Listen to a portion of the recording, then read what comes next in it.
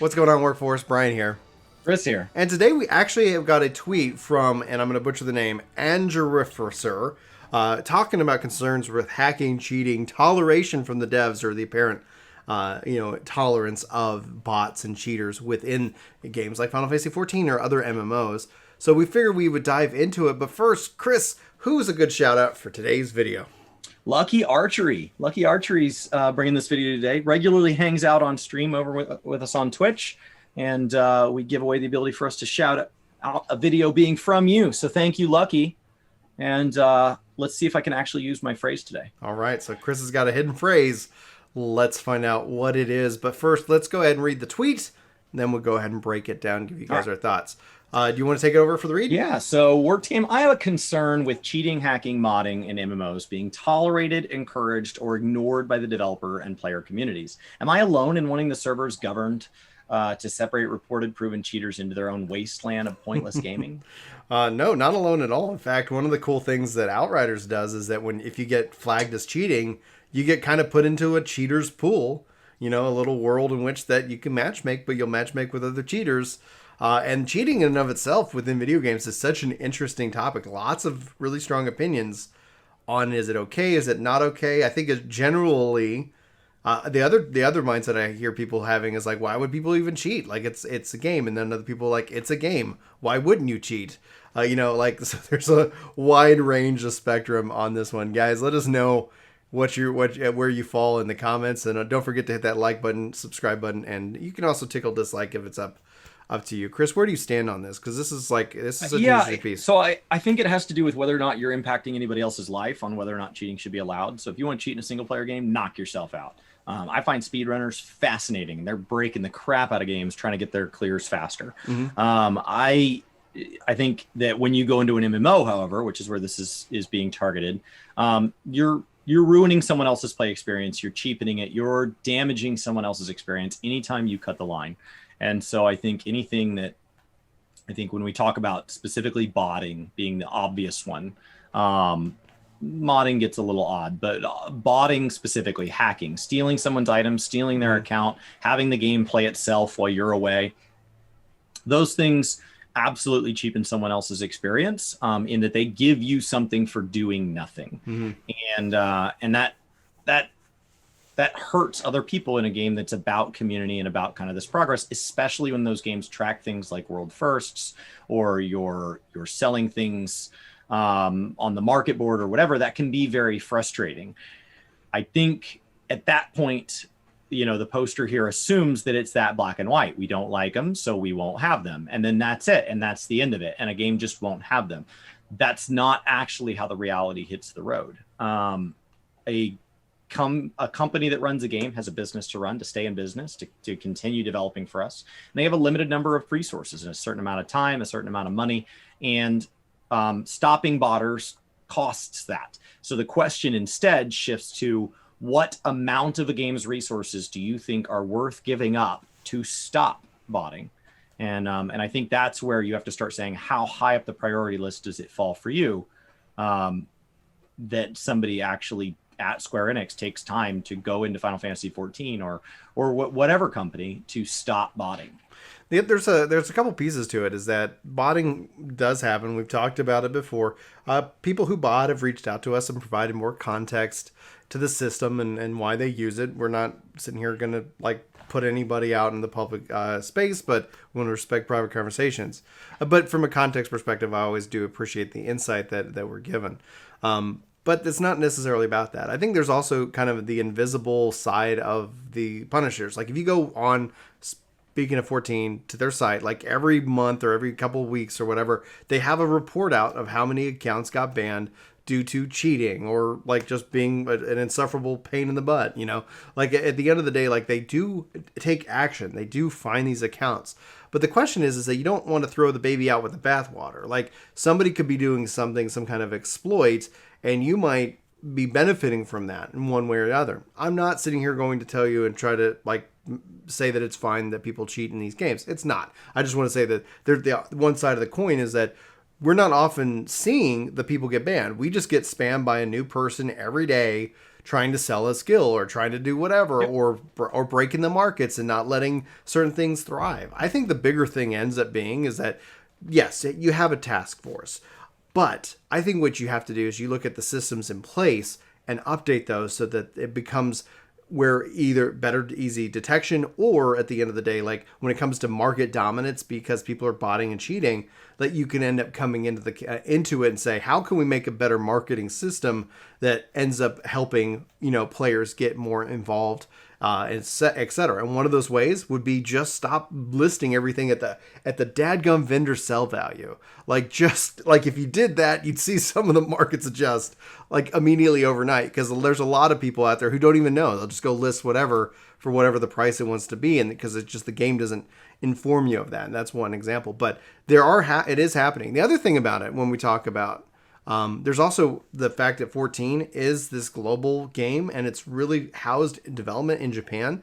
We didn't get a report direct to RMT feature until Yoshi P hung out on the North American servers. Like that, for years we're like, can I just right click and report this? Because I have to go to the thing, type up their name, like try to copy in this thing. It was so much effort that it got to a point where people are going to go the extra mile, especially when, like it's just okay, fine, it's annoyance. But when Yoshi P was on this thing and all of a sudden he starts getting spammed by all these like RMD calls, he's like, yeah, let's go ahead and give him a right click feature and report. And so we finally did get that. So the tool does exist, but that's my thought. It's like, I just wanted to kind of bring to light that oftentimes when people talk about cheating is that there is the task force. It is being exercised.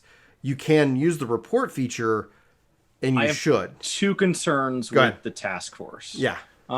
So we could move to region-based ones. We could streamline it. First of all, what does that cost? We already had an ultimate get pushed this expansion. Right. We've already cut down to 1 dungeon per patch.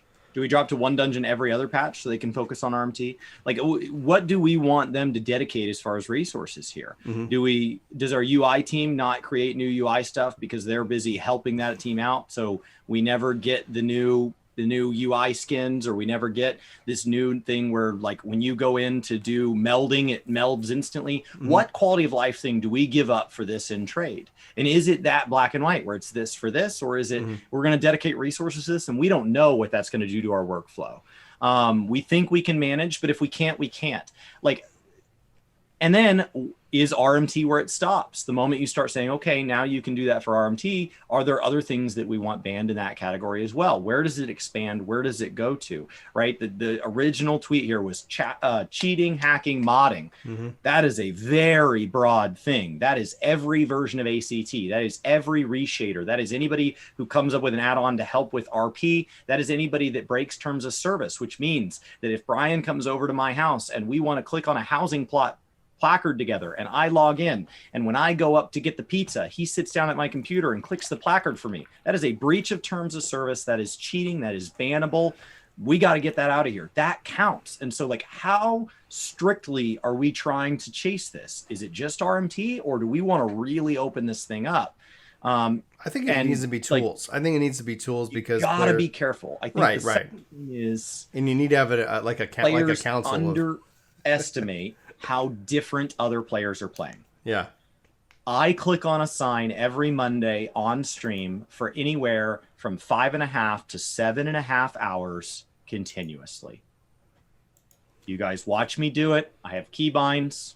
To a new player or somebody who's never played an MMO that way before, you've never ground out a world drop, you've never run a dungeon 600 times back to back for a glamour or a mount, you've never done that level of grind. Mm-hmm. I look like a botter.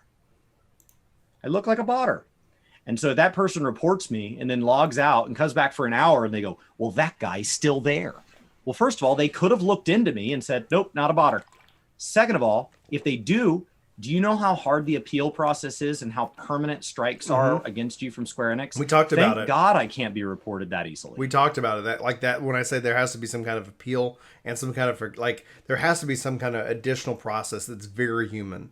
What if the community could just pick Arthur's and say, hey, we don't like you. You're reported as botting. Right. Ha ha, 2-week ban because we instantly trust all reporters. Right. People who competed for the Skysteel thing, playing Yeah, just 17 to 20 shut 'em hours down, a day shut 'em as down. optimally as possible, looks an awful Yeah. lot like botting, even if it's not. Yeah. Be very, very careful. They take strikes incredibly seriously. They're So the permanent. threshold to get a strike They're is permanent. very, very high. There's a lot of bad behavior that does not get affected, but that's because once it is, that is a permanent strike on your account. So just know, even if your report's being taken into consideration, I hope they're saying, you know what, it's reported by multiple players. All of those players don't seem to have a connection to each other, because otherwise it'd be like, hey, Brian, log on and report this guy. Like, no. We have multiple unrelated instances of being reported for this person at different times from different people on different servers. Let's take a look into this. Like, Yeah. be very careful with just saying, like, I wish they'd get rid of botting. It's not that hard. It's very hard. It's very hard, and that's where that's where I think part of the invisible side of it is that you don't actually see that person you saw botting get kicked. You don't see, like, no one's coming to and arresting them in front of you, going, "Aha, I knew it." Having that sense of mental justice.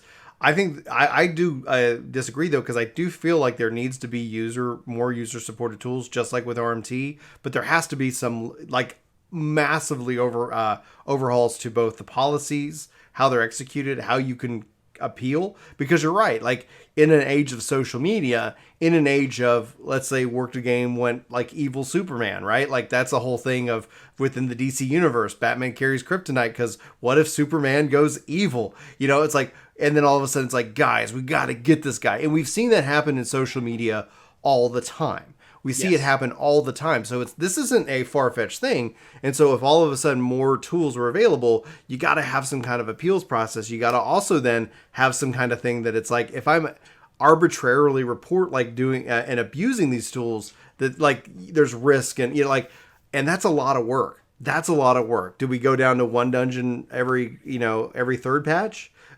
And if that's if you want that, then voice that. But I don't think the vast majority of the community would want that. I think you'd end. It's a balance. I think. Remember, the vast majority of players in the game are real people. Right. And I think then that ties back to my original thing, is that I think when you look at the core systems in the game, they could definitely use a refresh that helps it out. Like, is it somebody botting by, like, killing a market, or is it somebody who doesn't know that you need to check the history? And if you go and just start adjusting prices to where it would say, if you want to list it at the lowest price, it's going to do it for you, as opposed to the vendor price, all of a sudden markets start to change and fluctuate. And so then there's a little bit more balance. Like, I'm highlighting that as an example of the fact that when you look at these other things. It's also the worst example of what bots would do. People assume that bots don't want to make money. Why else would you bot? You want to get something. You don't want to come back and go, awesome, my bot only made 6 gil today. You're taking a risk with your account. Right. So this idea that, well, I listed stuff below vendor and somebody even undercut me, that's not a bot. It's not a bot. The bot will just vendor it. You can vendor it from the same freaking screen. Yeah. So, like, maybe it's somebody who wasn't paying attention. They got hungry. They're like, you know what? Let me just list this real quick. Oh, it's listed at this. I'll just list it under that. I'd love some avocado toast right now. I'm going to take off. Like, whatever. I got to pet my dog. Oh, my kid's crying. I don't care. That's not a bot. It's not a bot. We assume that it's that straightforward. We assume that the moment we think that there are bots, we immediately assume anybody doing something, this person doesn't know their rotation. Probably a bot. Like, we immediately assume, you know what? Maybe they just don't know their rotation, or maybe they don't care. So, because the game doesn't punish you for that. Here's a good kind of pivot, though, right? Like, do bots provide a benefit? Chat says, also bots actually keep shards, crystals, and clusters cheap on the market. And honestly, I don't think that, for me, it doesn't seem to make sense, because if bots weren't doing it, the price would go up and players would go out and farm those and make money and either keep it down. So they deflate the value of that market in that case, right? The reason that they are uniquely in the shards, crystals, clusters is because you can sell them in such large stacks. Mm-hmm. The retainer system in this game restricts the number of listings you can have per character. And so a bot has 24 hours a day to play times the number of mining accounts that it has associated with it, because they probably have one listing account not doing anything wrong. And then they have a whole bunch of bot accounts that are throwaways providing it with items. And those throwaway accounts have 24/7 and they need a repeatable thing. So mining and botany are primed for it. So is fishing, but it just doesn't provide any value. Mining and botany are primed for it, and you need to mine and bot something that the server will consume huge amounts of that you can list in a limited number of retainer slots. And so it focuses all bots to oftentimes getting involved in charged crystals and clusters as the base bot activity. There are bots doing other things, but that's the basic, that is the absolute core, you know. If a bot ran an Instagram account, that's what they're posting on every day. Farming up my crystals. Like that's their basic go-to. And if you don't know your basic is all I can picture when I hear that word. And so like